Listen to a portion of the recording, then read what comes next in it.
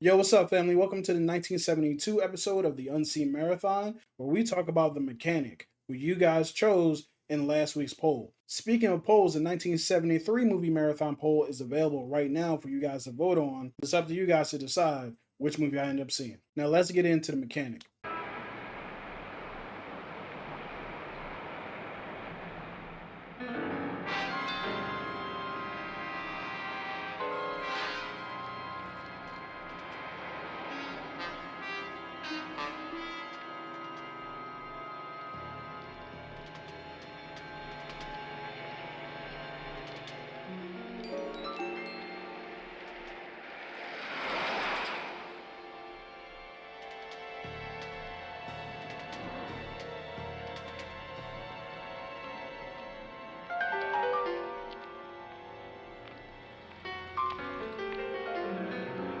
1972's The Mechanic stars Charles Bronson as Arthur Bishop, an aging hitman who's looking to take on an apprentice to pass down his knowledge. Arthur is methodical, calculated, and absolutely ice cold. Instead of punching, stabbing, kicking, or shooting his targets, he comes up with unique ways tailor-made to take them out. Whether it's having them run up a hill and catch a heart attack, or put a sleeping agent in their tea, cause a gas leak, and then blow up the building, Arthur Bishop is going to find a way to get you, and it's never going to be in a way that you would expect. Our director, Michael Winter, does an excellent job of teaching us about Arthur through his targets and other people. One of the more recent targets, who's the father of his eventual apprentice, is actually an old family friend who used to work with Arthur's father in the assassination business. Remember that fishing trip that you and me and your father took up to Canada?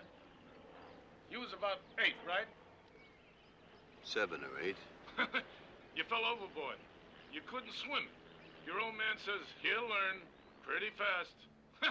You were flopping around. You looked like a drowned rat. But you didn't say a word. You didn't yell for help or nothing. You just kept looking at your old man. And he didn't make a move. Well, pretty soon I had to reach out and grab you by the hair and pull you in the boat.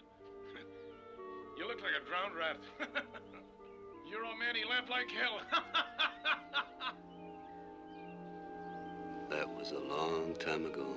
You can tell that Arthur was hurt and that moment changed his life forever. Throughout the rest of the movie, you'll see that Arthur is incapable of real intimacy. Let's dive a little bit more into the story.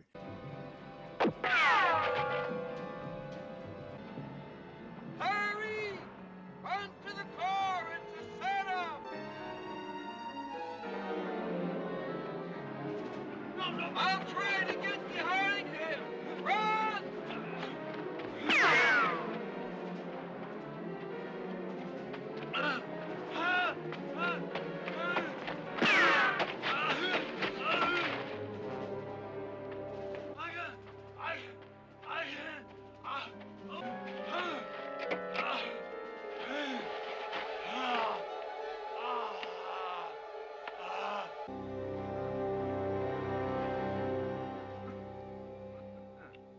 You?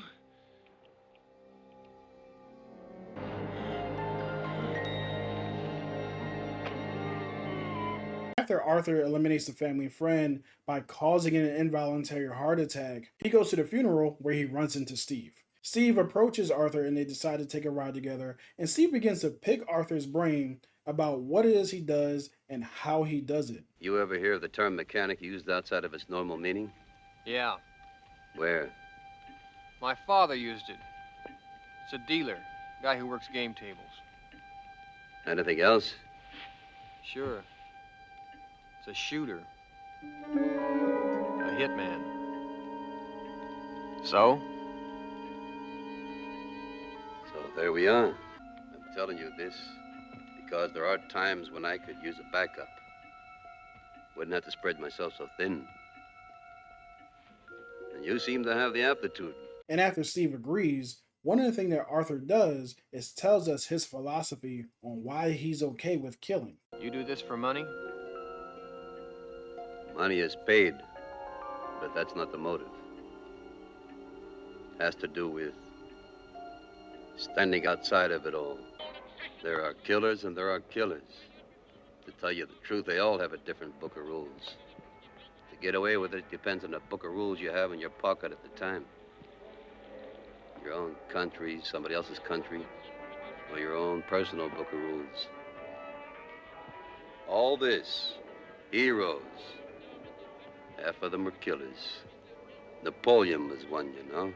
Pancho Villa, Genghis Khan. And then we have our own domestic brand like Billy the Kid, Jesse James, and John Dillinger. Yeah, they're about as famous as our own honest-to-goodness heroes. Don't tell me that's gonna make us heroes. I wouldn't tell you anything like that. All I'm saying is that people who stand outside the law oftentimes end up as heroes. So you see, Arthur believes himself to be a hero, and this is how Arthur justifies what it is that he does. Fast forward a little bit into Steve's training, and they go on their first mission, but the mission does not go the way that Arthur's missions usually go.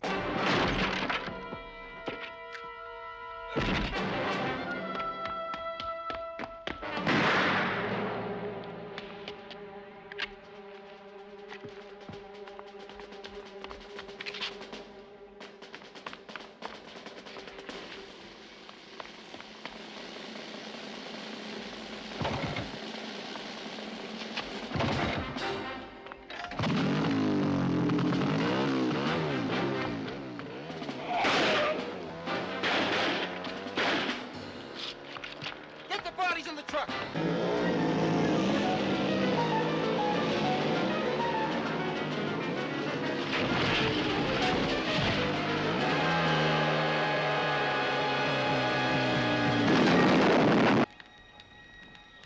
Arthur does get his man, but the way that his target dies makes a lot more noise than usual and actually catches the attention of the organization that hires Arthur. The organization asks Arthur about Steve, who Arthur brought on his own volition and did not alert the company, and the company don't like that. They give Arthur a mission with a very quick turnaround time, and this is not the way that Arthur operates. He pushes back, and they push back saying, you either do this or we don't have business anymore. Arthur leaves and goes to Steve's house to pick up Steve and talk about this new mission that they're on. But Steve isn't home. Steve?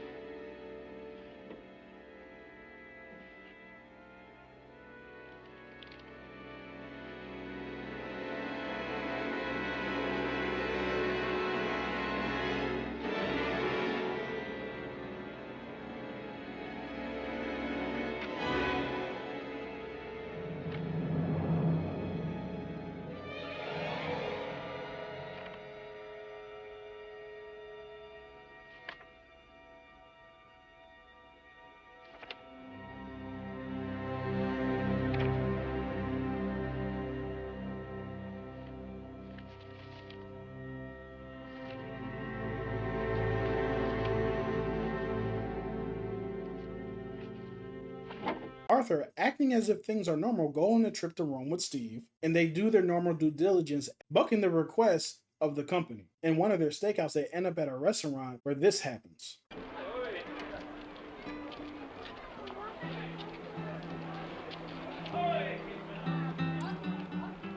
Good? Last time I had this was 10 years ago. They make it right here, you know. But not enough to export. Casa dei Fiori. Doesn't travel. It's not bad. Slowly. The time you take is very important. Savor it. Even what we're doing now. You see, you must figure it carefully.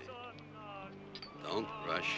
Know every move. Turn it over and over in your mind until you're sure there are no holes. But you have to be dead sure. Or dead. No second chances. Anybody who's been watching movies for a while knows that this is crazy foreshadowing. After a while, Steve and Arthur are ready to strike.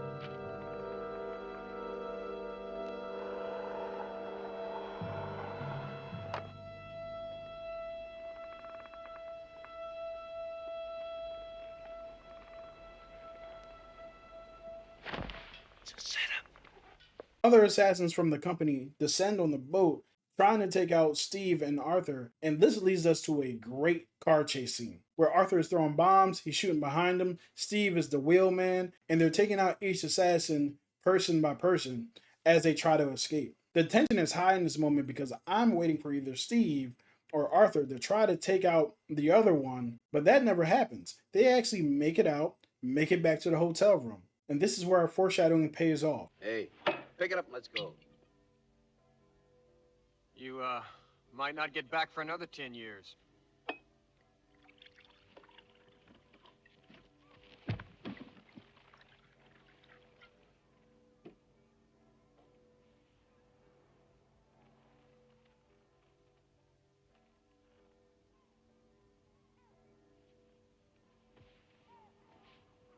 Arrivederci, Napoli. What the hell? Let's go.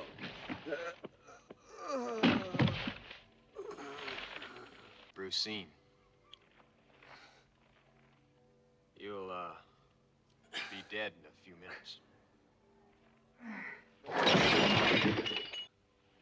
Looks just like a heart attack.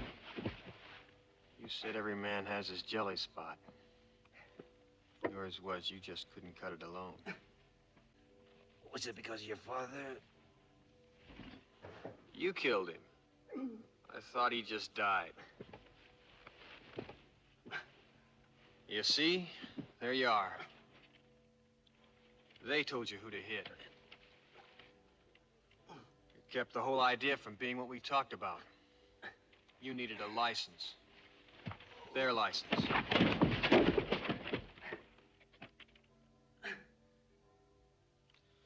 I'm gonna pick my own mark. Hit when I want. Just like you said. Standing outside.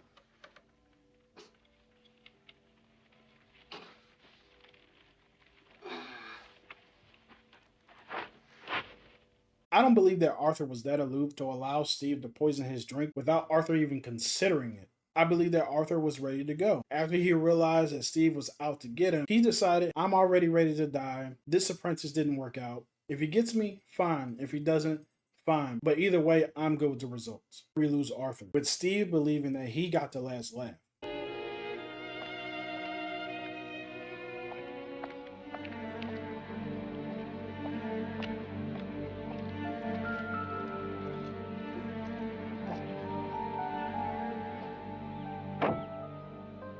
Steve, if you read this, it means I didn't make it back. It also means you've broken a filament controlling the 13-second delay trigger. End of game. Bang, you're dead. This was a really good watch. It was a great examination of the characters, gave us some really good action, and also ended with a bang. So I would give it a 3.5 out of 5 stars. Really good film. Would love to watch it again. But what do you guys think? Have you seen this movie? Does my recap encourage you to go watch it on your own? In the description of this video is the link for the community tab where you'll find the 1973 poll. Go ahead and vote on the next movie, and I'll see you guys next time.